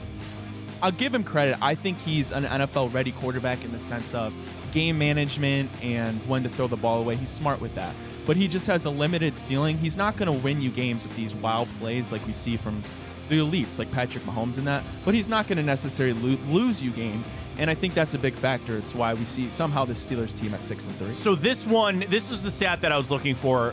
The Steelers now have 57 consecutive games without a 400-yard passer. That is the second longest streak in NFL history. Wow.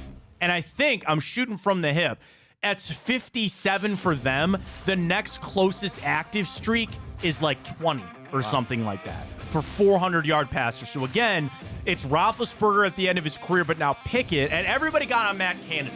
And everybody was talking about their slow starts. Matt Canada came down from the booth, and apparently that was the magic elixir because they on offense, and by the way, went all season without scoring on their opening drive. Last 2 games, scored on their opening drive. So everybody wants to buy into this Matt Canada on the sidelines thing, when in reality, I ask myself, is Kenny Pickett truly the guy?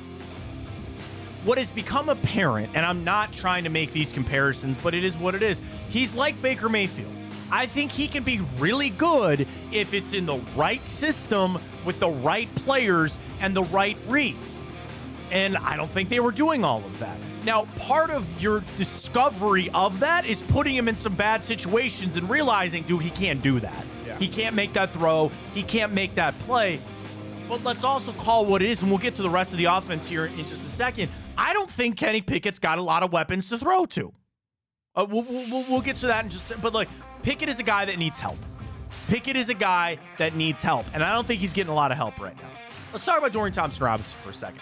Expectation-wise, our bar is low. Do you want to know the one thing, Ryan, more than anything for DTR on Sunday for me?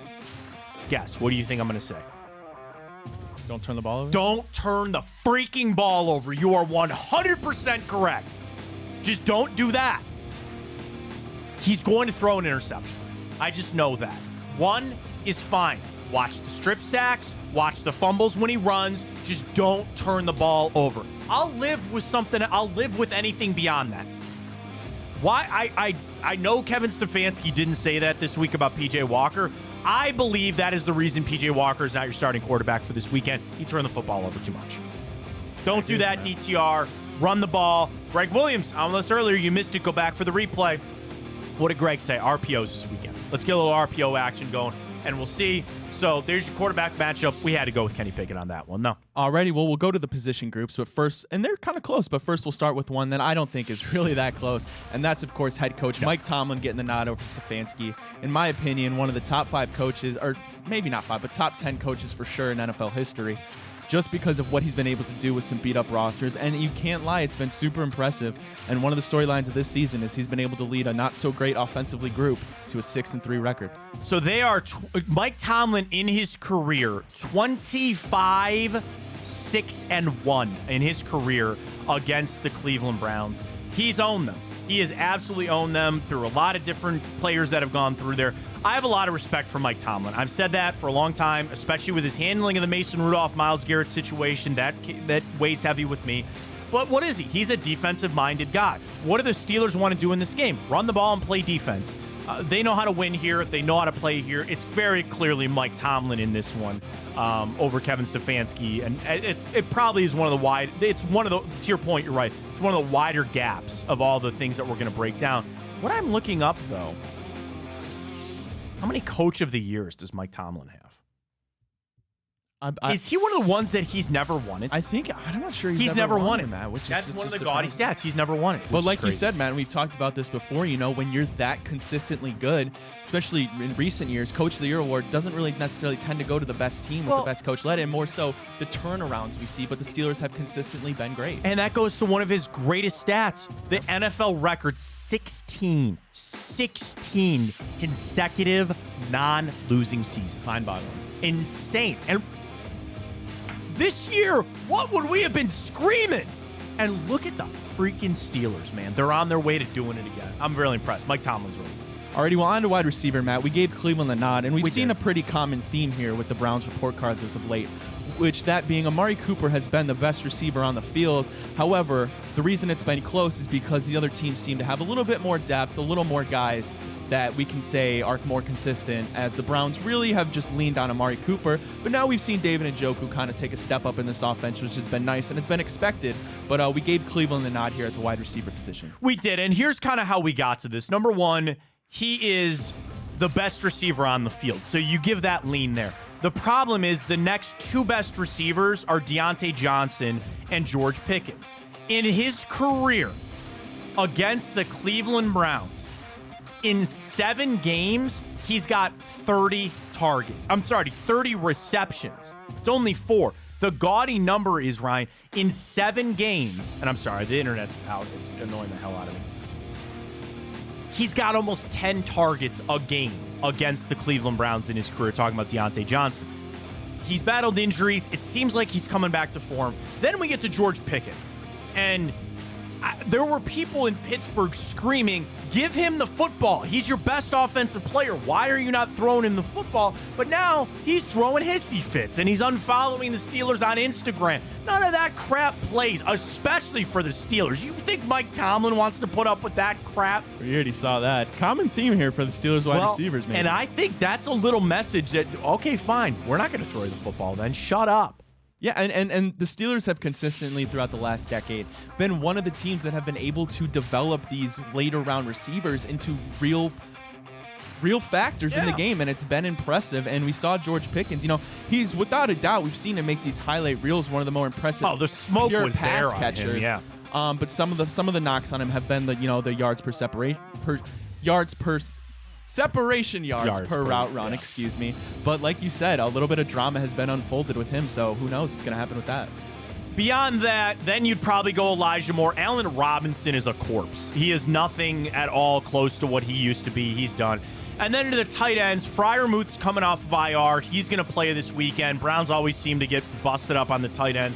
And Freiermuth's pretty good. I think at worst it's a wash between him and Njoku, but we had to give the edge there to the Steelers, just on a little bit more top-heavy on the receiver side of things. Alrighty, well, to the running back, we gave Pittsburgh the nod here. Yeah. And although the Browns are second in running game in the NFL this year, however, you go look at Najee Harris and Jalen Warren. It's really Jalen Warren now, yeah. Two very good backs. And honestly, we've kind of seen a transition almost unexpectedly. Jalen Warren has been outplaying Najee Harris in a lot of statistics. It's interesting that he's still not getting out-touched, because Harris got 3 more carries last week than Jalen Warren, but they're adopting what the Browns are doing. Here's your 2-back system. Now, the thing is, Najee Harris will always have the first-round pick, and you invested in him and all that kind of stuff, but they realize that they're better off, and Harris and Warren are like Jerome Ford and Kareem Hunt. One's a bruiser, and one can get your speed out to the corner a little bit. So really, it is the resurgence of Jalen Warren. This is close. And I could see people make the case for the Browns. Did we go Steelers on that? For running back? Yeah. Yeah, we did. It's close. I might go with the Browns just because they're the second best rushing team in football, but we lean there just a little bit because the two here's the real reason why. The 2 projected starters for the Steelers are in there. That's not the case for the Cleveland Browns. The 2 projected starters for the Pittsburgh Steelers are at least in there for them. But the Browns have made hay when they can. Again, Cleveland, number 2 in the league in rushing. Pittsburgh, they're formidable. They're absolutely formidable in rushing the football. It's kind of what they like to do. So we'll have to see on that. Alrighty, well, offensive line, we give the nod back to the Browns. We see DeJuan Jones is back at practice, so we hope he's going to play. And although we have had some massive injuries on our offensive line, we still gave the nod here to Cleveland. Yeah, and that's where, again, even with the injuries, you're going to be facing teams that the majority of the time you are going to look at and say the Cleveland Browns are better on that offensive line. The big change for the Pittsburgh Steelers has been Broderick Jones. You will not miss him on Sunday because he is a massive, hulking human being. He was their first-round pick out of Georgia, and he wasn't playing, Ryan. For some reason, they decided to not play him. They've now inserted him in at that right tackle, and he moves bodies. That's where I think the run game has also helped out a little bit, is putting him in there. The rest of that offensive line, it's a little like the Browns. Their two best linemen are their guards, James Daniels, and then they have that Isaac Seumalo, who used to play for the Eagles there for a little while. Where the Browns should take advantage should be Dan Moore, their left tackle, put Miles over him just a little bit. And it is Broderick Jones, who I said is having a better year, but still, it's Myles Garrett should be able to take advantage of that. Browns on the rushing attack, I really expect them to get after it just a little bit there on the passing. Already, well, the last but not least. I'm sorry, on the pass rush, I should say. We gave Cleveland the nod on defense, Matt, because how could we not? I know that it's going to be a big game, honestly, for this maybe Defensive Player of the Year campaign. Always a primetime fun matchup when you have two of the most premier edge rushers in the league on both sides. So it's going to be interesting. I'm excited to see what Myles can do. And if we're going to win this game, we're going to need Myles to be a game wrecker again. Now, here's the crazy thing. The Steelers statistically have the 5th worst defense in football from a yardage standpoint. Browns are still number 1. Steelers are kind of, again, 6th worst in passing. The shocking thing is, usually, again, what you expect the Pittsburgh Steelers to do, they're not stopping the run either. They are bottom 10 in pass and rush, leading to them being the 5th worst defense in football from a statistical standpoint. Now, you want to talk about TJ Watt? Sure. And then Alex Highsmith? Sure. Do you want to know where it all starts for them, Ryan? They are plus 10 in the turnover margin. Part of that is, they don't turn the football over a lot. They are tied with, shockingly, the Cincinnati Bengals, who are not doing anything. The Bengals and the Saints, Steelers, and Jacksonville all have 18 turnovers this year, forced, including 10 interceptions. Nobody in football except the LA Chargers has more fumble recoveries than the Pittsburgh Steelers. Wow. Who does that ring out to? TJ Watt. Because they like to strip the quarterback and they like to get after it. It kind of goes back to Dorian Thompson-Robinson. Got to hold on to that football. You can't turn it over. That's it. It's one of the biggest keys. So again, for the Browns defense, we gave them the edge here, frankly, because I think the numbers are a little skewed. And I think a problem that Pittsburgh has had is the offense, because the offense isn't clicking. The defense is right back out there. They're getting it done. But they get the ball, man. They take that ball away. Coach Greg, what did he mention? Taking the football away. Not the offense turning it over. It's taking it away from that offense is a big key for what the Steelers do. Are you shocked the line has, and special teams, Chris Boswell's fine, maybe Edge Browns, but defensive-wise, we'll give it there. I should probably look. I don't know. I just have it up. Kickoff average, punt average, anybody? Punting average. Oh, that's returning. Punting. Corey Borkes, 3rd in the league, man. He's been playing great. Steelers, mid-level of the pack there. Return yards, return average. Browns, middle of the pack. Steelers, middle of the pack. There you go. Just a quick special teams update. Thanks, man. For the Browns. Needed that for the Friday report card. There it is. Are you shocked that that this line has moved where the Browns are still the favorite in this game, right? Or has it moved again? I haven't checked, but last time after the Deshaun news, it did. Well, we dropped it, but we were still 2.5-point favorite. But that was before the DTR announcement. I'm not sure if that's. Yeah, let me. I just want for essence of the show, NFL. Browns are still a 1-point favorite. Are you shocked by that? Matt, I'm not shocked because you're projecting we're home. They already beat us once. Could we? You would think we can't really have a worse performance against the Steelers than we did that week 2. And you're projecting just our defense, obviously. In all essence, you're just projecting a super low scoring game, I think. Tight and game. It's more of a pick me. So they're just kind of giving it to the home field favorite, and I'm okay with it. I don't know if I'd bet it, unfortunately, but I'm not totally shocked by it. And weather seems to be all right for Sunday. 57. I didn't look to see if there was a real chance of rain or anything like that, because you're leaning towards this being, again, maybe a sloppy game. The quarterbacks aren't playing all that well. But that's what the Browns need to do Sunday. You need to bring the Steelers back down to your level. The problem is they're kind of already there. You know what I mean? There's so many similarities to the Browns and the Steelers. They have some good offensive weapons. They have questions at quarterback. Our defense is a lot better at points, but you still have a guy like TJ Watt and Alex Highsmith. That is probably why I think the Browns are still favored, is strictly because of the defense. And here's my reason why. I think the Browns and Steelers offense are semi-comparable on what they're doing and what has happened to them. Now, yes, I would take Kenny Pickett over Dorian Thompson-Robinson to start this game. But then the other intangibles, the Browns and Steelers offense are kind of here. I think the gap is the defense. The Browns defense is a little bit better than the Steelers. Certainly when you look at statistically and all that is laid out. So that's probably why the Browns are still favored in this, which is a little shock.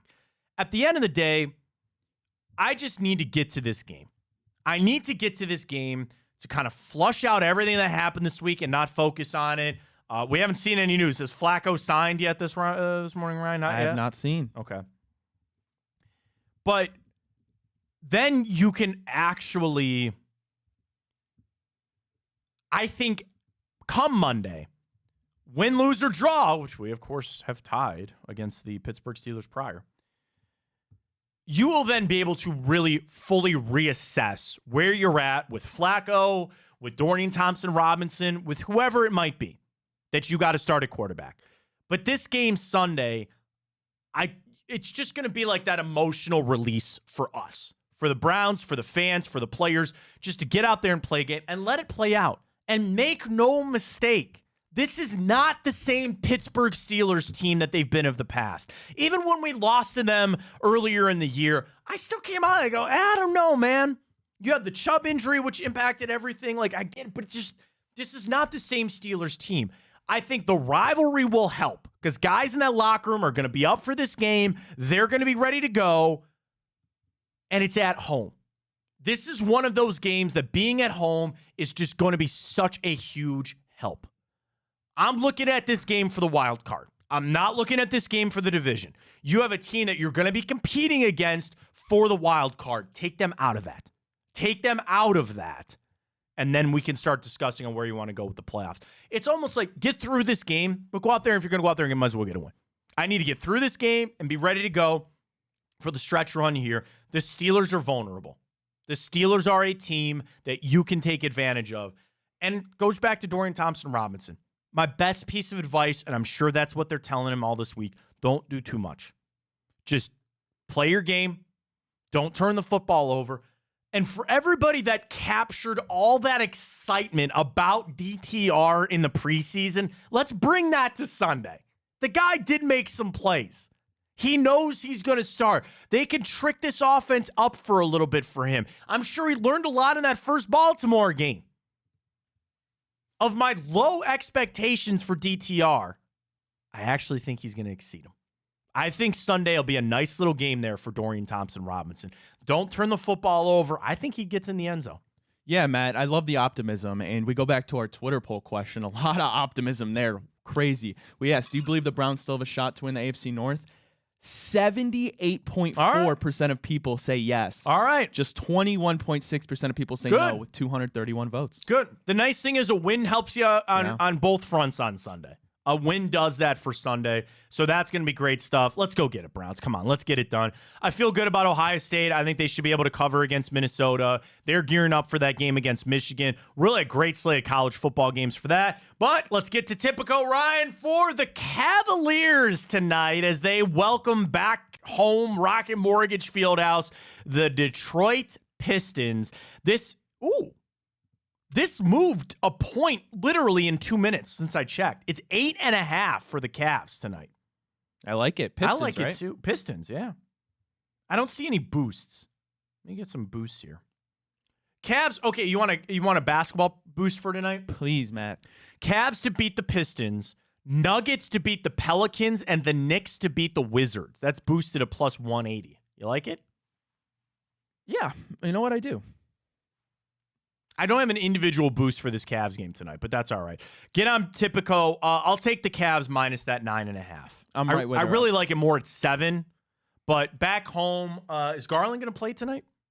I hope so. I hope so. That'd be nice to do. So we'll see on that. Bet with Tipico. Use that code BIGPLAY200 when you sign up. All right, Ryan, let's get to it. The bracket of the week. You know, Matt, you look upset. Congratulations to Call of Duty. I'm not upset because you know what? It was expected. It is a historic, amazing franchise, and I've put many. But there's been some crap, Ryan. I did vote for as Grand great as Theft some of Auto. it is. It's been really bad on It some has. other sides. Matt, so I got to ask before we head out of here on this Football Friday. Yes. Give me your favorite and your least favorite Call of Duty. I mean, favorite, you can't go wrong. Black Ops is my favorite. So for those who don't know, Call of Duty is this big franchise, but there's 3 different developers, and each of them kind of own a different, like when you hear Modern Warfare versus Black Ops versus like Ghosts or all the other ones that they've done, I've always liked Black Ops more, and that's what's up next, thank God. Not saying that Modern Warfare has been bad, but Black Ops has been. So Black Ops will always be it. People say Black Ops 2 is probably it. I liked 3. So, but I'd go Black Ops 2. My least favorite, World War II was okay. What was the one right after that? The 2019 Modern Warfare? Probably that one. Okay. Vanguard wasn't good either. That was the last one. So I didn't play Vanguard. The 2 I didn't play were Vanguard and Infinity. Was it Infinite War or something like that? Yeah, Yeah. that was the jetpack one. A lot of people loved that for the jetpacks. I'll listen to that. I really wasn't a giant fan of that one either.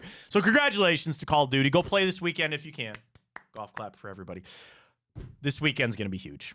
This weekend is going to be so big for the Cleveland Browns. Jim Donovan is back in the booth. I'm super excited for that. And a little announcement for myself. I will be on the pregame on Sunday from 9 to 11. Thank you for golf clap there. I'll be back on with Gerard. I'm super excited for that. I'll be filling in for Ken. So I'm going to bring the juice. I'm going to bring the karma for everybody this weekend. Get it done, Browns. It can be sloppy. It can be disgusting. It can be ugly, but you got to get a win against those Pittsburgh Steelers. I know people will be down there loud and proud. Bring it on. It's going to be fun. Dorian Thompson-Robinson, man, own it. Just go out there and have some fun, man. Don't turn the football over. Play like a beast. Do you want a bold prediction for Sunday? Miles Garrett gets a touchdown. Miles Garrett will score a touchdown. Imagine if you could bet that. I can go defensive touchdown. You can do the defense, yeah. Yeah, But I'm smelling a defensive score for the Browns again. And maybe Myles Garrett on a little strip sack fumble recovery touchdown. I'd love it. Don't go anywhere. Chico coming up 12-2 to continue your Football Friday right here on Big Play. Coach Greg loves it. Have a fantastic weekend. Be safe out there. Go Browns. Go Buckeyes. For Ryan Tyler, I'm Matt Fontana. It's always just a little sweeter on Fridays. Take it easy.